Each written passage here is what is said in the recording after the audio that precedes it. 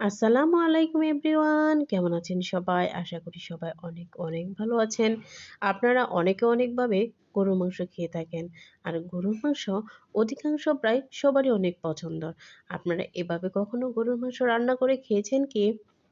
সামনে ঈদ বা যেকোনো স্পেশাল ডেতে আপনারা এভাবে গরুর মাংস রান্না করতে পারেন।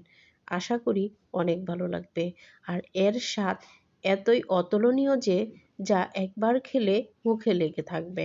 প্রথমে আমি গরুর মাংসটা ভালো করে ধুয়ে একটি বাটিতে রেখে একে একে হলুদ, মরিচ, ধনিয়া গুঁড়া এবং পেঁয়াজ বাটা, আদা বাটা, রসুন বাটা, পরিমাণ মতো লবণ ও তেল দিয়ে ভালো করে মেখে নিয়েছি এবং সাথে কিছুটা স্পেশাল গরম মসলা ব্যবহার করেছি। তারপর এটা অনেক ভালোভাবে মেখে আমি ম্যারিনেশনের জন্য রেখে দেব আধা ঘন্টা অথবা 10 মিনিট, যে যেরকম রাখতে পারেন। আর এই মাংসের সাথে আমি গোটা কয়েকটা আলু দিয়েছি ও 3টা রসুন ব্যবহার করেছি। এই আলুগুলো আমি মাংসের মশলাতে ভালো করে মেখে নিয়েছি। তারপর একটি প্যানে ম্যারিনেট করা মাংসগুলো একে একে আমি ভালো করে ভেজে নেব। এই মাংসের ভাজার সময় এত সুন্দর একটা স্মেল বেরিয়েছিল যে পুরা ভাষা মৌ মৌ করছিল। এই মাংস রান্না করার পিছনে গোপন টিপস হলো এই ম্যারিনেট করা আর এই ভাজাটা।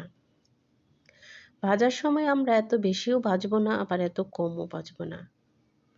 মিডিয়াম হিটে মোটামুটি মিডিয়াম করে ভাজবো।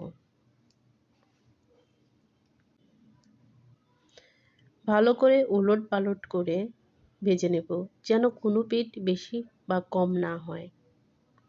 তারপর আমি মাংসগুলো উঠিয়ে নিয়েছি। এবার মাংস ভাজার তেলটা একটি কুকারে ঢেলে দিয়েছি। এই যে কুকারটা দেখছেন, এটা হাফ কুকার, ফুল কুকার না। এটা আমার শাশুড়ির কুকার। এটা অনেক বছর আগের পুরনো। এটা এত ভালো যে আমি গরুর মাংস রান্না করার ক্ষেত্রে এই কুকারই ইউজ করি বেশি, বা যে কোনো জিনিস সিদ্ধ করার ক্ষেত্রে এটা আমি ব্যবহার করি। এখন পেঁয়াজগুলো ব্রাউন করে ভেজে সব মশলাগুলো দিয়ে ভালো করে কষিয়ে নিব। তারপর ভাজা মাংসটা দিয়ে কিছুক্ষণ কষাবো।